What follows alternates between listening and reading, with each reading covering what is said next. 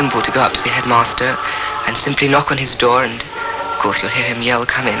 But it is very simple, really. You can go up to him and tell him any of your troubles, and he'll be very, very kind to you, and he'll really understand you and help you in any way which is possible.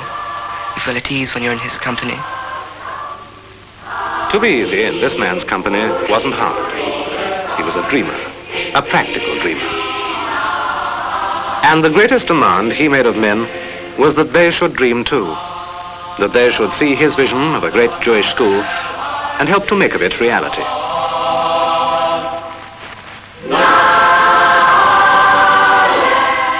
Koppel Rosen, Rabbi Koppel Rosen, created his school and brought to it the best from two traditions.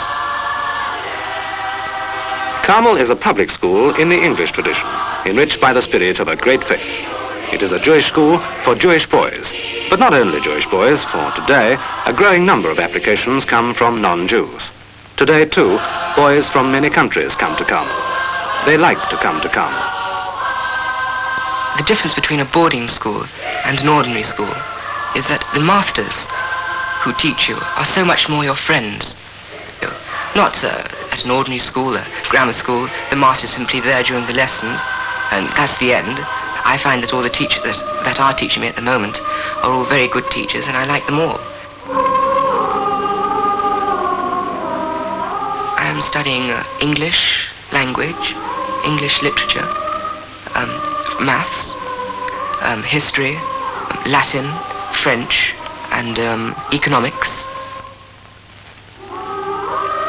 Most of the work is still done in the old huts used as classrooms since the school first opened. Replacing them is one of the many first priority problems waiting to be solved at Carmel.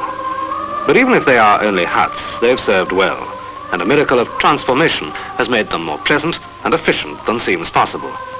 They are well equipped for every sort of subject.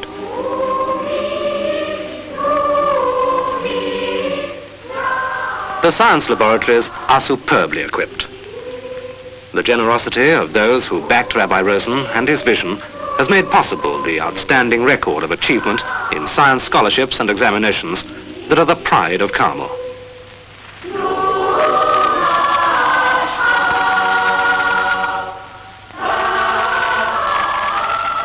Good teachers win a boy's fascination as a reward. Here in every subject there is interest, the spirit of inquiry that is the soul of education.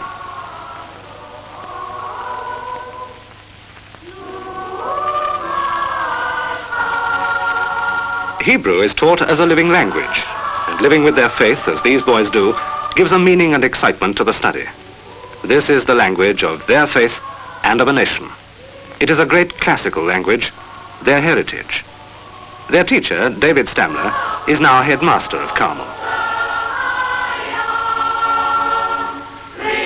In a school so devoted to the sciences, maths teaching must be outstanding.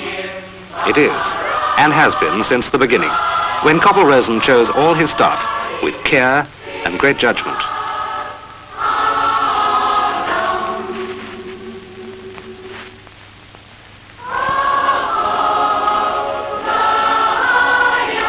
The sciences themselves, though, permeate the spirit of the school. They are its grand passion and enthusiasm.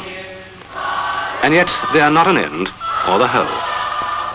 The end is broad, well-based, thorough and enlightening education. And to find the whole, you must look to other disciplines as well, and to the life of the school. Sport here is like sport at almost any school. A passion to some, fun and physical release for all. The difference is in its setting. Superb, expansive, attractive playing fields and grounds are real treasures to a young community, and these have been well chosen. Every year, at every public school, when spring comes round, athletics have their short day at the top of the sporting heap.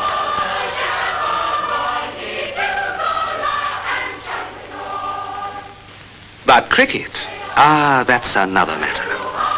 Here, as everywhere, cricket isn't exactly sport. It's ritual. It's a traditional dance stepped out like an old minuet.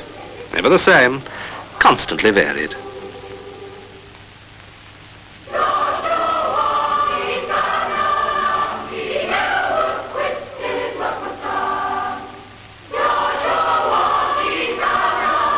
The river? Well, that's the river. It takes time to learn its rules and a lot of hard work. But it's worth it in the satisfaction of a hard pull in a good crew. Perfect teamwork. The result? For 2 years, Carmel has won the Midland Schools Regatta.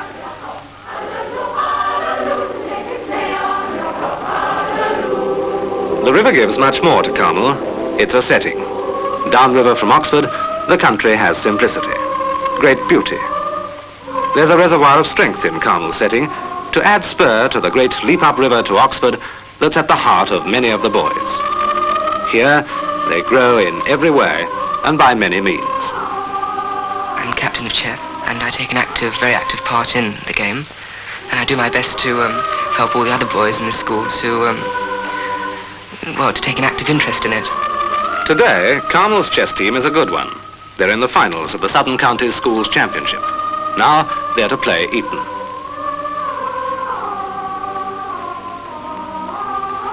There's the loja in the school, where we have every newspaper, and of course we have magazines.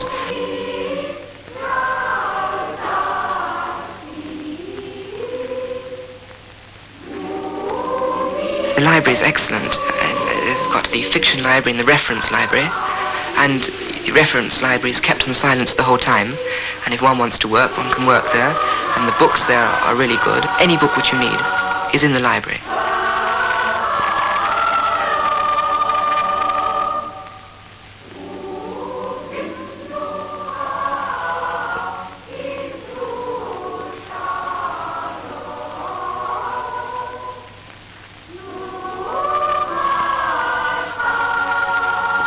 There's the Union Society, and they meet every Saturday. It's purely for the 5th and 6th formers.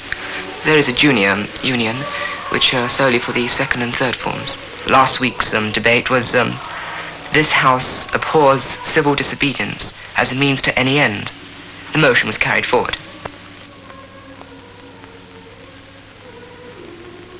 We go into the dormitories after our prep at 9 o'clock in the evenings, and we use that place for reading, for having a chat with our friends. All this is a school, the real, imperfect, vital outcome of a dream. Its spirit and its success a living memorial to its architect. How much more of that dream, left uncompleted in death, waits other hands? How much did Rabbi Rosen dream? He dreamed of a community of life that of itself would lay the foundation stones for excellence of manhood. These are the practical, material necessities he needed to give the dream itself foundations.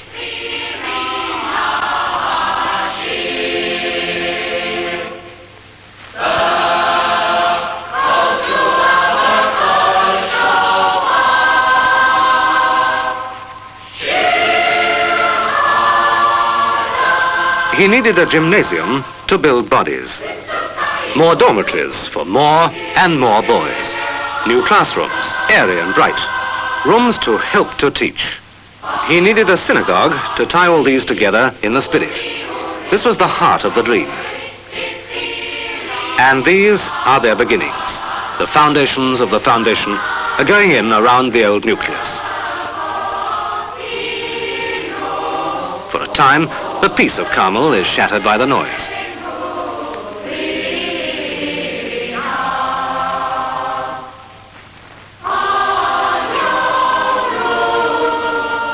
For a time, the beauty is disrupted and torn as a new, more purposeful beauty is created.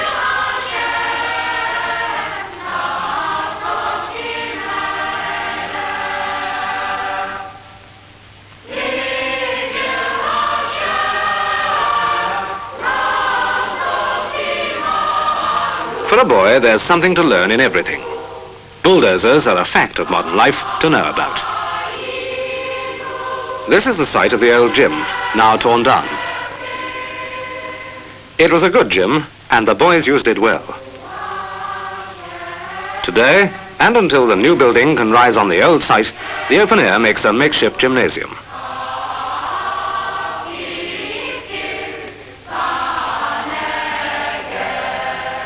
No equipment out here. It's a case of make do and help each other. No bars, just boys. Copple Rosen liked to see all this, to help guide his school and his boys. His commitment to them was complete. He was a part of their life, of everything they did. He was their spur.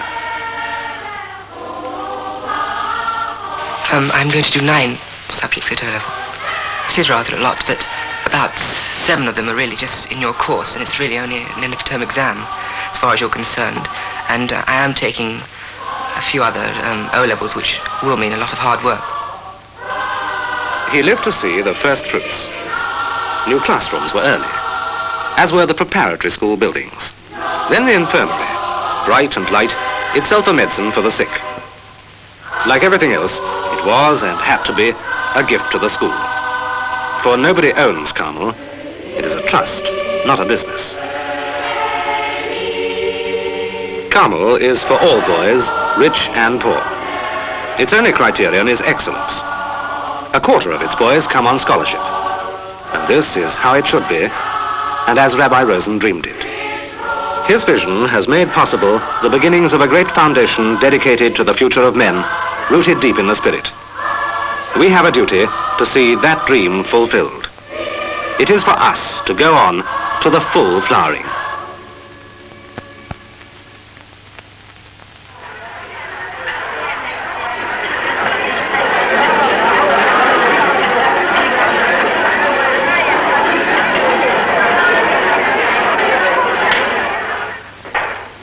We will now sing Shir Hamalot. I'll give you the note. Shir Hamalot. Shir